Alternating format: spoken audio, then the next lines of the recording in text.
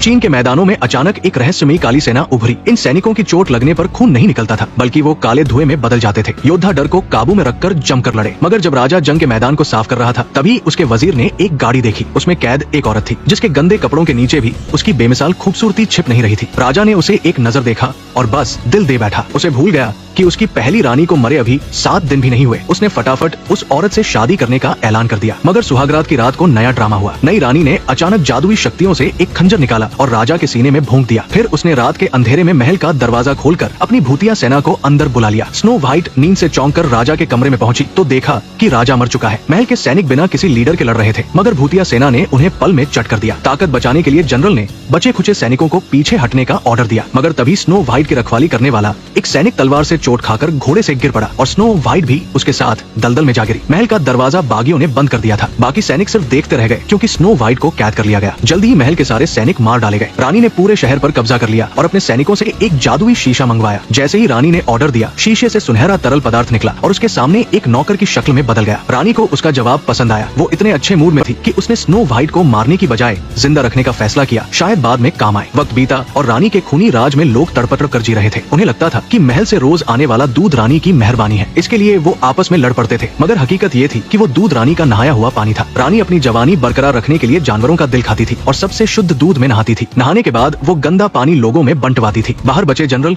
और उसके सैनिक चुपके चुपके ताकत जमा रहे थे ताकि महल वापस ले सके, मगर उनकी छोटी मोटी कोशिशें रानी के राज को हिला न सकी। जल्दी ही 2 बागी जो खाने की चीजें चुरा रहे थे पकड़े गए। रानी ने उनमें से एक जवान लड़के को देखा और उसे अपने हरम में शामिल करने का ख्याल आया, मगर उस लड़के ने, जो शायद कभी ढंग का खाना भी नहीं खाया था, रानी का ऑफर ठुकरा दिया। उसने मौका देखकर रानी पर चाकू से हमला कर दिया, मगर आम हथियार से रानी का कुछ नहीं बिगड़ा। उल्टा वो गुस्से में आग बुला हो गई। रानी ने लड़के को पकड़ लिया और अपने जादुई पंजों से उसका दिल चीर कर निकाल लिया। उसने बूले बागी को जिंदा छोड़ दिया और जनरल को धमकी भेजी, अगर उसने सरेंडर नहीं किया तो उसका पूरा कबीला तबाह हो जाएगा। फिर वो वापस अपने महल लौटी। शीशे के सामने खड़ी रानी थोड़ी थकीत की लग रही थी। जाहिर है उस लड़के का वार उसे चोटिल कर गया था। उसकी खूबसूरती भी अब उतनी नहीं रही। उसके भाई ने कहा, फिक्र मत कर, मैंने जहर तैयार कर लिया है। रानी ने पास खड़ी एक जवान लड़की की ओर देखा और मुस्कुराई। फिर उसने फटाफट उसका गला दबा दिया।